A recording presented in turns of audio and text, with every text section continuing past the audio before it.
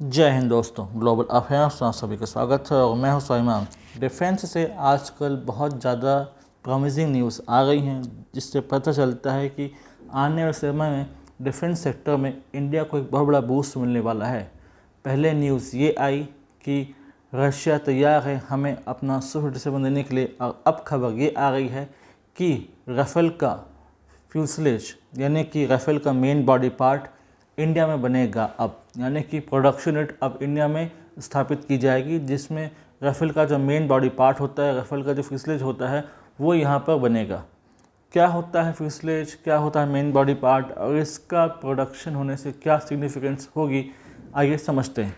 दरअसल Dassault aviation और Tata advance system के बीच एक एग्रीमेंट साइन किया गया है, जिसमें इस बात पर सहमति बनी हुई है कि अब आने वाले समय में जो राफेल का मेन बॉडी पार्ट होता है, फ्यूसलेज होता है, उसका प्रोडक्शन इंडिया में होगा। इसको लेकर टाटा और दसो के बीच 4 एग्रीमेंट साइन किए गए हैं।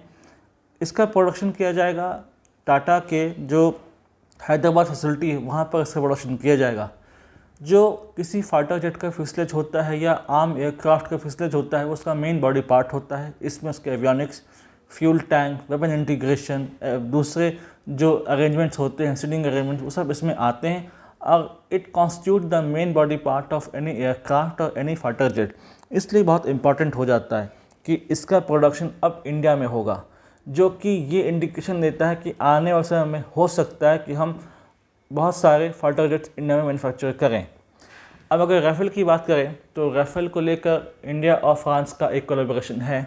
इंडिया और फ्रांस ने डील साइन की राफेल की। 36 राफेल इंडिया को डिलीवर किए गए। हमारे 2 स्क्वाड्रन हैं राफेल के, one in Ambala and one in Hasimara, West Bengal. इसके अलावा राफेल मरीन के भी डील की बात चल रही है। लगभग 26 राफेल एम डिलीवर करेगा फ्रांस इंडिया को। अभी ये बात इनिशियल लेवल पर है, लेकिन आने वाले समय में इतना तय है कि ये डील भी कंक्लूड हो जाएगी।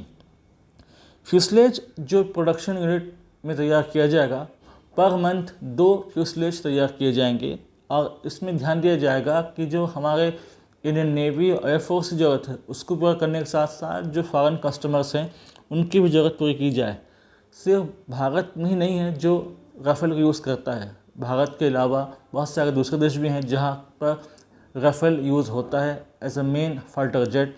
जैसे बहुत सारे देश हैं, तो उनको सप्लाई करने के लिए यहाँ से फ्यूसलेज जाता है, तो एक अच्छा खासा डिफेंस इकोसिस्टम बनेगा इंडिया में, जो कि अभी उभर रहा है और धीरे धीरे इसमें फॉरेन कोलैबोरेटर्स आएंगे, इंडियन कंपनीज ज्वाइन करेंगी, तो अच्छा खासा डिफेंस इकोसिस्टम इंडिया का तैयार होने वाला है। अभी अगर हम बात करें तो नागपुर में रिलायंस और दसो का एक यूनिट है, जहां पर राफेल का इंजन डोर्स, एयर इनलेट्स और कैनोपी स्ट्रक्चर तैयार किया जाता है और इसे फिर फ्रांस भेजा जाता है।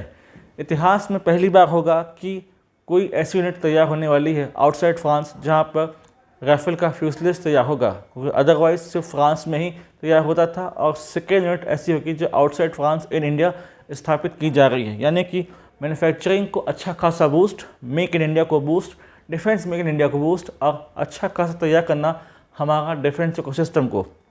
इसके वाइड रेंज इम्प्लीकेशंस होने वाले हैं, क्योंकि ये एक तो बूस्ट देगा मैन्युफैक्चरिंग को, एंसिलरी इंडस्ट्रीज़ को ये जगह देगा, जॉब क्रिएशन होगा और इकोनॉमी को ही बूस्ट देता है। हमारा जो ओवरऑल इकोनॉमिक स्ट्रक्चर है उसको अच्छा खासा फ़ायदा ये एग्रीमेंट पहुंचाने वाला है।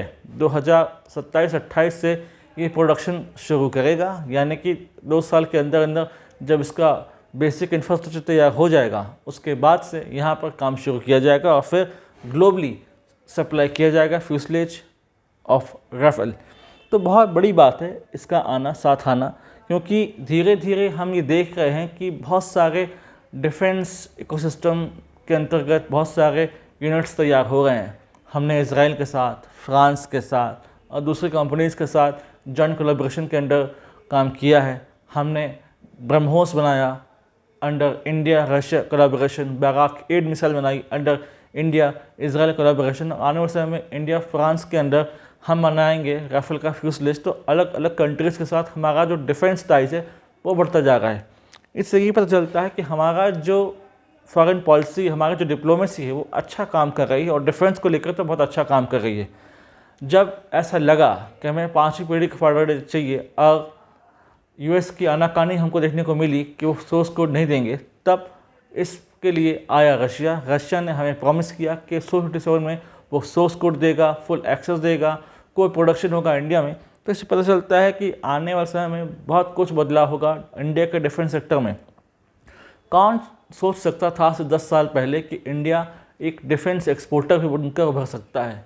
इंडिया जो अपना लगभग 100% डिफेंस हार्डवेयर को आउटसाइड इंपोर्ट करता है, आउटसाइड से मंगाता है, क्या उसमें इतनी कैपेबिलिटी है कि वो आकाश एयर डिफेंस, ब्रह्मोस, आकाश तीर और दूसरे डिफेंस हार्डवेयर को प्रोड्यूस करेगा इनसाइड इंडिया और ग्लोबली बेचेगा, उसके ग्लोबल वायर्स बनेंगे?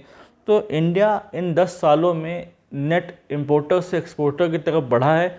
यहाँ भी एक डिफेंस इकोसिस्टम तैयार हुआ है जिसने प्रॉमिसिंग रिजल्ट दिए हैं।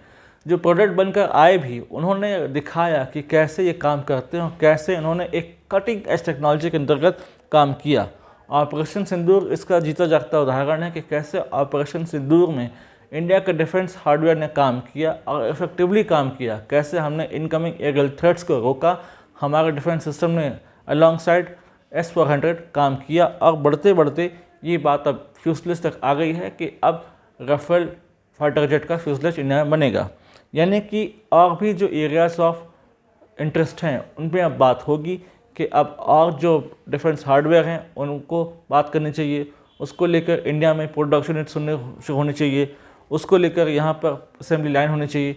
अभी हाल ही में एयरबस और टाटा ने एक एग्रीमेंट साइन किया है जहाँ पर वो एक हेलीकॉप्टर तैयार करेंगे जो कि सिविलियन नेचर का है, लेकिन फिर भी इससे हमारे जो डिफेंस टाइज वो डीपन होते हैं अक्रॉस द ग्लोब।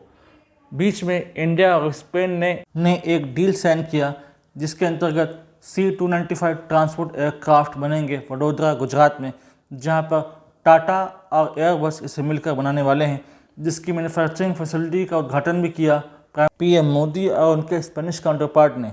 यानी कि आने वाला समय डिफेंस में बहुत ज़्यादा महत्वपूर्ण होने वाला है और ख़ासकर राफेल के साथ ये एग्रीमेंट जो हो रहा है इससे बहुत सारे विस्टार्स खुलेंगे, बहुत सारे एवेन्यूज़ खुलेंगे। खासकर प्राइवेट सेक्टर को जो नई उड़ान मिलेगी उससे बहुत ज़्यादा फ़ायदा होने वाला है। जॉब्स जनरेट होंगी, इकोनॉमी को बूस्ट मिलेगा, डिफेंस सेक्टर को बूस्ट मिलेगा। हमारा जो सपना है कि हम एक एक्सपोर्टर बने डिफेंस हार्डवेयर के, वो हम इसे पूरा कर पाएंगे। तो ये बहुत प्रॉमिसिंग न्यूज़ है और बहुत बूस्ट देने वाली न्यूज़ है, तो इसको बिल्कुल होना चाहिए। और आने वाले समय में हो सकता है कि और भी कंपनीज आएँ और भी फॉरेन कंपनीज आएँ और हमारे साथ कोलैबोरेट करें।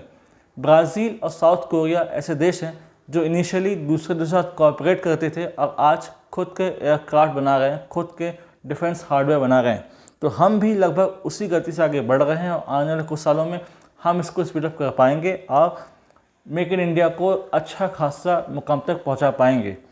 और इस संबंध में अगर कोई सिग्निफिकेंट इन्फॉर्मेशन आती है जो कि वाइटल है, तो I will surely update you people through my next video. Till then do like, share, subscribe the video and widely spread this video for the knowledge of people. यदि आप हमसे जुड़ना चाहते हैं तो आप इंस्टाग्राम, टेलीग्राम के थ्रू हमसे जुड़ सकते हैं। इसका लिंक डिस्क्रिप्शन है, आप जाइए उसे ज्वाइन कीजिए, प्रोपोगेट कीजिए न्यूज़, फैलाइए वीडियो ताकि लोग जान पाएँ कि कैसे डिफेंस सेक्टर में एक नई इबारत लिखी जा रही है। Thanks for watching. जय हिंद, जय भारत।